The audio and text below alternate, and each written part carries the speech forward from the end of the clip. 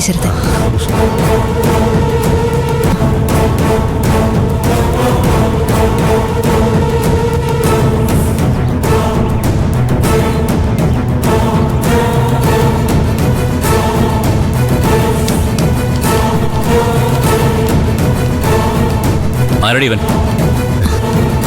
അറിയില്ലേ ശരത്ത്?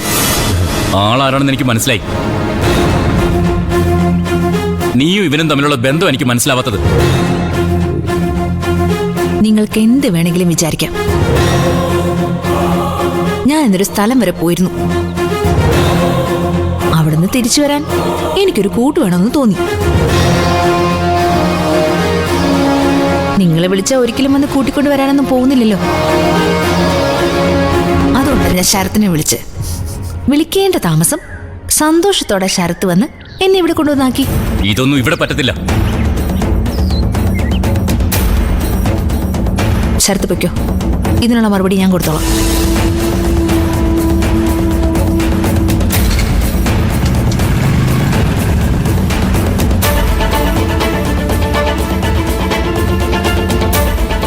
ഞാൻ ഇങ്ങനെ ജീവിക്കണമെന്ന് ഞാൻ തീരുമാനിച്ചോളാം. എനിക്കാരുടെ ഉപദേശമൊന്നും ആവശ്യമില്ല. ഇതെന്റെ വീടാ. അത് പണ്ട്. ഇപ്പൊ ഇതെന്റെയും കൂടി വീടാ. അവനെ പോലുള്ളവരോടൊപ്പം അഴിഞ്ഞാടാമെന്നാണ് വിചാരമെങ്കിൽ അതൊരിക്കലും ഞാൻ സമ്മതിക്കില്ലടി. താനിപ്പോ കുറ്റപ്പെടുത്തിയ ശരത്തിന്റെ കൂടെ അല്ലേടോ താൻ കെട്ടാനിരുന്ന പെണ്ണ് താമസിക്കുന്നത്. ശരത്തിന് അങ്ങനെ എന്തെങ്കിലും കുഴപ്പമുണ്ടായിരുന്നെങ്കിലേ അവരൊരു വീട്ടിൽ താമസിക്കോ? ഇനി കുഴപ്പമുണ്ടെന്ന് തന്നെ വെക്ക്. എനിക്കതുകൊണ്ട് പ്രശ്നമില്ലെങ്കിലോ? ആദ്യം സ്വയം നന്നാവാൻ നോക്ക്, എന്നിട്ട് മതി ബാക്കിയുള്ളവരെ നന്നാക്കല്. എന്നെ ചട്ടം പിടിപ്പിക്കാൻ തനിക്ക് ആഗ്രഹം ഉണ്ടെങ്കിൽ അതങ്ങ് കയ്യിൽ വെച്ചാ മതി.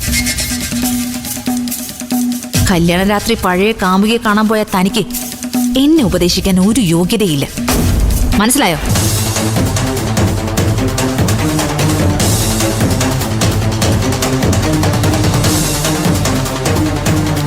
മോളെ, മാനവും മര്യാദയായിട്ട് ജീവിക്കുന്ന ഒരു കുടുംബമായത്. നീയായിട്ട് ഞങ്ങളെ നാണം കെടുത്തരുത്. എനിക്കിഷ്ടമുള്ള ഒരുത്തന്റെ ബൈക്കിന് പിന്നിൽ കയറി വന്നിറങ്ങുമ്പോ കപ്പൽ കയറി പോകുന്നതാണ് നിങ്ങളുടെ കുടുംബത്തിന്റെ മാനമെങ്കിൽ അതങ്ങ് പോട്ടെ. ഒരുത്തനെ വണ്ടി ഇടിച്ച് കൊന്നിട്ട് അവന്റെ ഹൃദയം എടുത്ത് തുന്നി പിടിപ്പിച്ച് ആദർശം പറയുന്നിടത്തോളം മോശമല്ല അത്. എന്നെ ഉപദേശിക്കാൻ വരുമ്പോ സ്വയം അതിന് അർഹത ഉണ്ടോന്ന് കൂടി ഒന്ന് ചിന്തിക്കുന്നത് നന്നായിരിക്കും. അല്ലെങ്കിൽ അതിന് വരാതിരിക്കുന്നതാ ആങ്ങളയ്ക്കും പെങ്ങൾക്കും നല്ലത്. ചുട്ട മറുപടി പറയും ഞാൻ. അത് കേൾക്കേണ്ടി വരും രണ്ടാളും.